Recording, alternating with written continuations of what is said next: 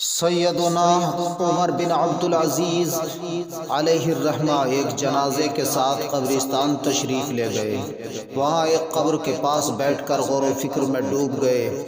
کسی نے عرض کی، یا امیر المومنین رحمت اللہ تعالی علیہ، یہاں تنہا کیسے تشریف فرما ہے؟ فرمایا، ابھی ایک قبر نے مجھے پکار کر کہا، اے عمر بن عبدالعزیز علیہ الرحمہ، مجھ سے کیوں نہیں پوچھتے کہ میں اپنے اندر آنے والوں کے ساتھ کیا برتاؤ کرتی ہوں؟ میں نے اس قبر سے کہا، مجھے ضرور بتا۔ وہ کہنے لگی، جب کوئی میرے اندر آتا ہے تو میں اس کا کفن پھاڑ کر جسم کے ٹکڑے ٹکڑے کر ڈالتی اور اس کا گوشت کھا جاتی ہوں۔ ہتھیلیوں کو کلائیوں سے، گھٹنوں کو پنڈلیوں سے اور پنڈلیوں کو قدموں سے جدا کر دیتی ہوں۔ اتنا کہنے کے بعد حضرت سیدنا عمر بن عبدالعزیز علیہ الرحمہ ہچکیاں لے کر رونے لگے۔ جب کچھ افاقہ ہوا تو کچھ اس طرح عبرت کے مدنی پھول برسانے لگے۔ عبرت کے لیے کہنے لگے، اس دنیا میں ہمیں بہت تھوڑا عرصہ رہنا ہے۔ جو اس دنیا میں سخت گناہگار ہونے کے باوجود صاحب اقتدار ہے، وہ آخرت میں انتہائی ذلیل و خوار ہے۔ جو اس دنیا میں مالدار ہے، وہ آخرت میں فقیر ہوگا۔ اس کا جوان بوڑھا ہو جائے گا اور جو زندہ ہے وہ مر جائے گا۔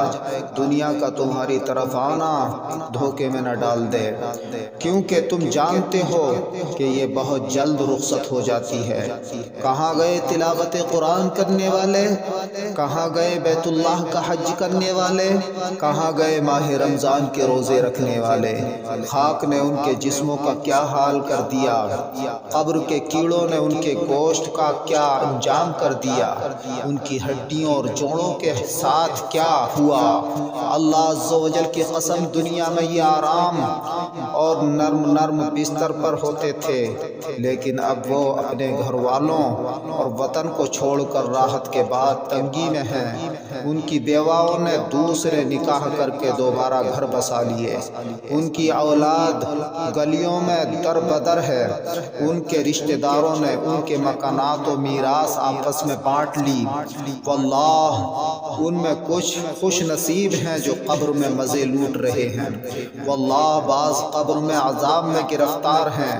افسوس صد افسوس، اے نادان، جو آج مرتے وقت کبھی اپنے والد کی، کبھی اپنے بیٹے کی تو کبھی سگے بھائی کی آنکھیں بند کر رہا ہے۔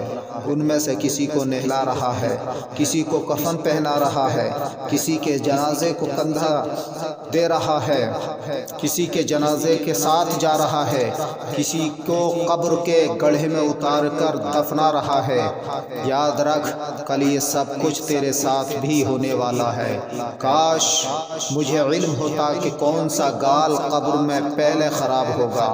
پھر سیدنا حضرت عمر بن عبدالعزیز خلیفہ وقت رونے لگے اور روتے روتے بے ہوش ہو گئے اور ایک ہفتے کے بعد اس دنیا سے تشریف لے گئے۔